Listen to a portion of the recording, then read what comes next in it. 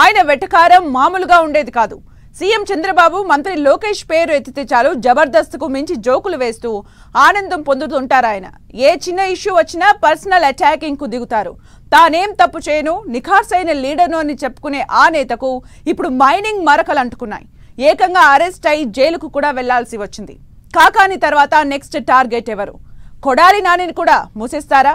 అరెస్టుల episode లో క్యూలో ఉన్న మాజీ మంత్రులు ఎవరు?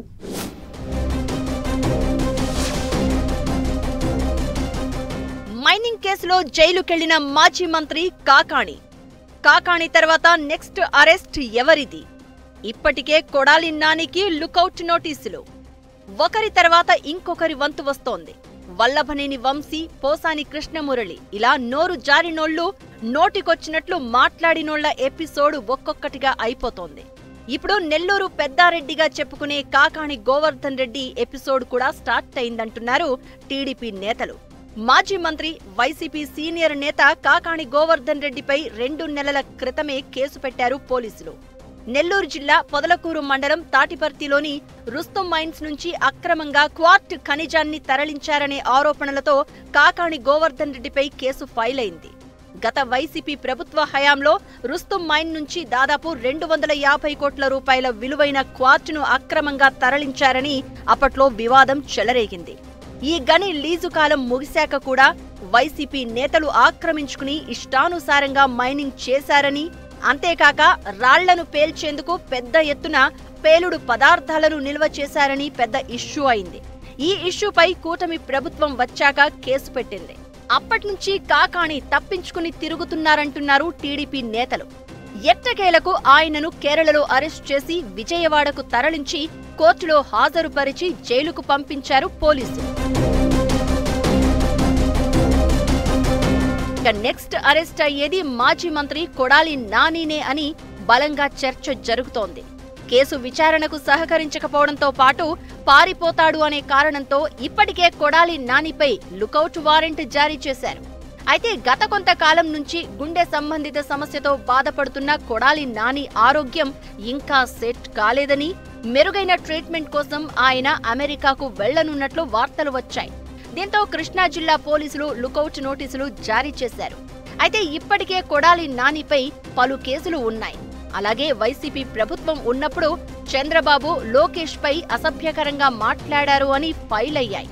వీటితో పాటు ఇసుక, మట్టి, భూ కబ్జాలకు సంబంధించి ఆరోపణలు, టిడ్కో ఇళ్ల పంపిణీ, జగనన్న కాలనీలో మెరక పేరుతో 45 కోట్ల అవినీతి, విద్యుత్ అక్రమాలపై విజిలెన్స్ ఆరోపణలు ఉన్నాయి. వీటన్నింటిపై విచారణ జరుగుతోంది. ఓవైపు లుకౌట్ నోటీసులు జారీ చేశారన్న వార్తలు వస్తున్న నేపథ్యంలోనే కొడాలి నాని హైదరాబాద్లోని సంధ్యా కన్వెన్షన్లో ఓ వివాహ వేడుకకు హాజరైనట్లు తెలుస్తోంది. ఇదే టైంలో లిక్కర్ స్కామ్ ఆరోపణలు కూడా వైసీపీ నేతలకు కంటి మీద కునుకు లేకుండా చేస్తున్నాయి. ఇప్పటికే కసిరెడ్డి రాజశేఖర్ రెడ్డి, ధనుంజయ్ రెడ్డి, కృష్ణమోహన్ రెడ్డి, బాలాజీ గోవిందప్పలను కస్టడీలోకి తీసుకుని విచారించారు పోలీసులు. ఇప్పుడు ఈ ముగ్గురితో పాటు మరోసారి కసిరెడ్డి రాజశేఖర్ రెడ్డిని కస్టడీకి తీసుకుని ప్రశ్నించనున్నారు. వాళ్ళిచ్చే వివరాల ఆధారంగా ఓ వైసీపీ సిట్టింగ్ ఎంపీ అరెస్టు ఉంటుందన్న టాక్ వినిపిస్తోంది. కొడాలి నానిపై కేసులు, లిక్కర్ స్కామ్ ఆరోపణలే కాదు, మాజీ మంత్రులు విడదల రజనీ, ఆర్కే రోజా కూడా కేసులు, ఆరోపణలు ఫేస్ చేస్తున్నారు. విడదల రజనీపై ఇప్పటికే ఏసీబీ కేసు నమోదైంది. ఓ క్రషర్ యజమానిని బెదిరించి డబ్బులు వసూలు చేశారన్న ఆరోపణలతో గుంటూరు అప్పటి ఎస్పీతో పాటు సీఐ విడదల మరిది గోపి, ఆమె పీఏతో పాటు విడదల రజనీపై కూడా ఏసీబీ ఎఫ్ఐఆర్ పెట్టింది. మాజీ మంత్రి ఆర్కే రోజా టార్గెట్ గా ఆడుదాం ఆంధ్ర ప్రోగ్రాంకు సంబంధించి ఏసీబీ విచారణకు ఆదేశించింది ప్రభుత్వం. పెద్దిరెడ్డి రామచంద్రారెడ్డి టార్గెట్ గా అటవీ భూముల ఆక్రమణలపై దర్యాప్తు కంటిన్యూ అవుతోంది. ఇలా వైసీపీ ప్రభుత్వ హయాంలో కీలకంగా పనిచేసి కూటమి నేతలు టార్గెట్ గా విమర్శలు చేసిన లీడర్లను వరుస కేసులు వెంటాడుతున్నాయి.